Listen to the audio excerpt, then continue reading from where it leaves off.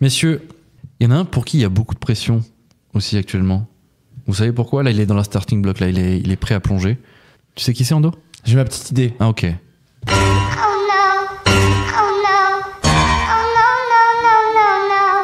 Zach, est-ce que tu comptes couler aujourd'hui? Écoutez, on va être nombreux à couler parce que le sujet de ma chronique, au final, vous allez le comprendre, nous implique tous en tant qu'être humain actuellement. Et le titre de ma chronique, c'est GG le plombier, ultime survivant de l'intelligence artificielle. Je vais vous expliquer pourquoi. Ah oui. Je vais vous poser une question. Si on avait demandé à un mineur de charbon en 1860 si son emploi était menacé, comment aurait-il réagi? Eh bien, il aurait rigolé. Comment pouvait-il s'imaginer qu'allait arriver la Grande Dépression qui a réduit la demande de charbon, la transition vers de nouvelles sources d'énergie et la montée en puissance de la mécanisation? Et oui, GG le mineur allait bientôt se prendre une clacasse dans la tête quand son patron, 10 ans après, allait lui annoncer qu'il n'avait plus besoin de lui. Alors GG, le cœur brisé, le cul cassé, les vrais auront la ref, s'en alla chercher péniblement un autre travail sans avoir développé d'autres skills pendant tout ce temps. La deuxième révolution industrielle a sacrifié des milliers de GG sur l'autel de la technologie, de l'ingénierie, qui ont permis de se passer des petits bras de petits humains fatigués. À l'époque, étaient alors préservés les métiers qui faisaient marcher le cerveau, on valorisait la connaissance, le raisonnement, des skills accessibles majoritairement aux classes bourgeoises qui avaient pu donner accès à une éducation quali à leur petite tête blonde. Alors nous voilà plus de 100 ans plus tard et la question se pose, sommes-nous tous des GG dans le déni de notre prochaine obsolescence? Un peu à la manière d'un taxi qui se marrait en 2015 quand les premiers Uber sont arrivés, j'ai l'impression qu'on fait tous un peu semblant de ne pas réaliser la révolution en cours, et sinon la menace, voire l'énorme chamboulement que les 20-50 ans vont connaître sur le marché du travail. Et ce qui est inouï, c'est que pour la première fois, les métiers intellectuels vont être attaqués. Ce qui est encore plus ironique, c'est que les derniers menacés sont peut-être ceux qui ont arrêté l'école à 15 ans pour embrasser l'artisanat, filière pourtant de plus en plus délaissée par la génération Z. Vous l'aurez compris, la nouvelle machine à vapeur, c'est l'intelligence artificielle, entre autres ChatGPT, qui pour le moment vous permet de rédiger le faire-part de votre petit Archibald qui vient de naître, votre magnifique progéniture qui, vous en êtes certain, va changer le monde, parce que Archibald est destiné à suivre le cursus doré et sans faille d'une progéniture de CSP+, née au bon endroit, proche de la meilleure école et à proximité de toutes les commodités sportives et culturelles qui en feront une tête assurément bien faite et surtout bien pleine. Mais le hic, c'est que nous n'aurons peut-être plus besoin de têtes bien pleines d'ici 20 ans, du moins le monde du travail n'en aura plus besoin. Globalement, qu'apprend-on à l'école? Mémoriser un tas de trucs, raisonner un petit peu avec les maths, vraiment un petit peu avec la philo et les analyses de texte, mais surtout, on avale beaucoup de connaissances grâce à notre mémoire. Parlons de la mémoire. Vous savez, ce truc qui vous permet de retenir un rendez-vous, la date de naissance d'un ami ou le nom de cet acteur là qui joue dans la série. Mais si, lui, attends, je check. Vous voyez où je veux en venir? Ça fait 10 ans qu'on dégaine notre smartphone pour aller récupérer une info banale. Alors, vous vous en êtes même pas rendu compte, mais votre mémoire, elle est déjà un petit peu moins bien musclée que celle de vos grands-parents à vos mêmes âges. Ouais. La première fonction cérébrale écrasée par la techno, c'est celle-là, et ça va vite, très vite. Aujourd'hui, on peut obtenir des datas de plus en plus fiables et surtout exhaustives de la part d'un robot, et surtout en un temps record. Rapidité et fiabilité, finalement, c'est tout ce qu'on demande. Il reste bien sûr le raisonnement, encore une fois, à l'aube des ordinateurs quantiques qui vont souffler les performances de calcul de nos meilleurs processeurs actuels. Nous aurons peut-être et rapidement dans les pattes des machines capables de faire des associations logiques efficaces, plus rapidement, efficacement que la majorité des sacs de viande névrosés que nous sommes. Alors il nous reste les skills humains, qu'on appelle les soft skills en entreprise, et de plus en plus plébiscités par les RH. On a l'empathie, le QI émotionnel, la gestion des émotions, tout ce qu'une IA n'apporte pas pour le moment.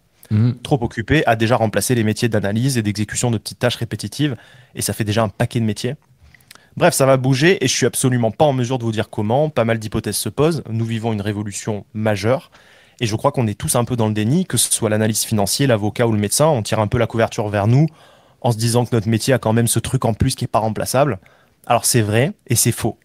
En tout cas, tous les métiers vont bouger et va falloir l'accepter. Une des hypothèses qui revient le plus souvent, elle est optimiste, c'est celle de la bascule de l'être humain qui va accompagner, superviser la machine qui, elle, se chargera des tâches pénibles, répétitives et chronophages, laissant ainsi à l'humain la charge humaine, faisant appel à son humanité. Finalement, c'est peut-être l'opportunité pour l'humanité de se focaliser sur ce qu'elle a de plus unique, son âme, ses émotions, bref, son humanité, quoi. S'il y en a un qui se marre bien pendant ce temps-là, c'est GG le plombier. Parce que c'est pas demain la veille qu'un robot va réussir à se plier en quatre sous un lavabo pour sortir le vieux joint effrité entre deux tuyaux, qu'on comprend pas trop pourquoi il est coincé, sauf que GG, il sait d'expérience qu'il y a un truc dans la bombe qui doit coincer le tout, et que tu peux envoyer tout le desktop que tu veux, ça sert à rien. Ben voilà, c'est ce que je vous disais, c'est un Tampax fossilisé depuis 12 ans, qui a fini par accumuler de la crasse et du calcaire. Regardez là, vous voyez? Voilà, ça fera 300 balles. Merci, voilà. Merci beaucoup. Merci GG. Et en parallèle, le juriste qui a bouffé 4 ans de code civil, bah, on n'a plus besoin de lui pour analyser 1200 pages. C'est pas qu'on lui fait pas confiance ou qu'il analyse mal. C'est que ChatGPT peut le faire en 13 secondes et que ChatGPT, ça coûte 25 balles par mois et il fait pas d'arrêt maladie quand il s'est pris une cuite en afterwork vénère. Oh. C'est cruel, c'est ironique, mais c'est le monde et c'est la vie. Alors désormais, 3 options que j'ai dégagées peuvent s'offrir à vous.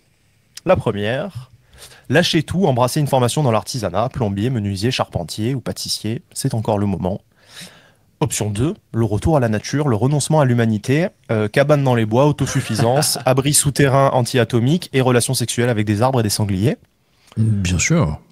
Option 3, au lieu de niquer votre samedi entier devant Netflix, vous prenez 2 heures, vous vous formez à l'IA, son fonctionnement, vous affûtez vos soft skills parce que quelle que soit votre branche de métier, ça va frapper fort et mieux vaut apprendre dès à présent à apprivoiser la bestiole ou vous allez vous faire bouffer tout cru. En gros, faites de l'IA votre petite pute. Car plus que jamais, dans l'histoire de l'humanité, votre diplôme n'est plus un acquis fixe dans le temps et il est périssable. En tout cas, vous avez le choix et surtout, vous ne pourrez pas dire qu'on vous avait pas prévenu. Allez, sur ce, haut les cœurs et bonne chance à tous. Oh, bonne chance, merci beaucoup Zach, merci. Pas trop hésité quand même sur les 3 options ah oui, que tu nous dégages. Non, mais tu sais quoi, tes 3 options, elles m'ont fait penser instinctivement à quelqu'un et je sais pas pourquoi. Cédric Grolet. Cédric Grolet, il a tout réussi. Il a du succès et il fait quelque chose qui ne sera jamais remplacé par l'IA. Ah ouais, c'est vrai ça. Et il te vend ça 500 balles. Non, 500 balles, j'exagère, mais c'est beaucoup plus. Ouais, c'est un mix entre le plombier et le pâtissier en fait. Ouais. Ah mec, Cédric Grolet, putain. Bon, après, Cédric Grolet, c'est un artisan. Ouais, il y a un petit bad buzz autour de lui, genre en mode. C'est un peu cher, monsieur, ce que vous nous préparez. Il y a de l'abus quand même, voilà, on peut le dire. Un petit peu. C'est bon, hein. Un petit peu. Mais vraiment. On a beaucoup. Des pâtissiers, des chocolatiers, Pierre Hermé, Cédric Grolet. Et on aime bien bouffer dans Glitch.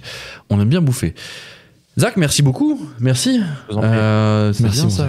Au les cœurs, hein. Allez, hein, on sera tous remplacés par une IA bientôt. Est-ce qu'on pourrait pas faire un épisode de Glitch entier à l'IA? Non, ce serait pas possible. Une musique à la rigueur. Vous m'aviez dit que ça vous manquait les musiques la dernière fois? Non? Ah oui, ça doit être ça. Ouais, c'est ça. Non, vous êtes sûr? Je pense vraiment que si on faisait faire un épisode de Glitch à l'IA, ce serait quand même flippant, non? On pourrait avoir peur du résultat. Je sais pas trop comment on pourrait s'y prendre, mais ça peut. On lui dit genre, il y a 3 personnes qui participent. Ouais, on lui donne les thèmes. On lui dit lui, il réfléchit plutôt comme ça. Lui, il est ultra conservateur. Lui, il donne pas trop son avis. On sait pas trop. Non mais, vous savez que moi j'ai eu une idée en rédigeant cette chronique. Je me suis dit mais mon Dieu, en fait, un jour il y a un mec qui va inventer un système pour enregistrer toutes nos émotions. Enfin, un jour, ça va être possible de mesurer toutes nos émotions, nos comportements au quotidien. Ouais. Et en fait, on va avoir une copie possible de tout la façon dont on réagit. Notre personnalité va être copiable. Mais oui, sur une clé USB. C'est-à-dire que déjà, tu peux te démultiplier. C'est-à-dire que tu vas pouvoir cloner ta voix, ta personnalité, répondre à des appels parce que l'IA saura comment tu raisonnes et comment tu réfléchis. Donc, tu pourras te démultiplier de façon immatérielle et surtout, tu vas pouvoir subsister le jour où tu meurs. Tes petits-enfants, ils vont pouvoir brancher ta clé USB, ça existe encore, tu vois. Ouais. Et en gros, tu auras l'IA qui aura capté vraiment ta personnalité, tu vois. T'as pas tort. Ce qui en sort à l'extérieur. C'est fou en vrai. En vrai, je suis certain parce que toutes nos émotions elles sont mesurables. Genre par exemple, j'en sais rien, toi Zach, créativité, je mettrais un bon 90%, tu vois, on peut largement faire des échelles pour tous les traits de personnalité de chacun. Donc t'as juste qu'à mettre des petits curseurs sur les trucs. On arrive à le faire pour les voix, donc pour le visage aussi. Donc enfin, ça va beaucoup trop vite là. Hein. Là, je suis en train de me rendre compte que ça va beaucoup trop vite. Ah non, mais cabane dans les bois, c'est une bonne idée. Hein. Non, mais moi, aller pêcher des truites et lire des bouquins, ça me va en fait. Hein. Non, Ando, il a pas l'air convaincu. Ando, il a fait.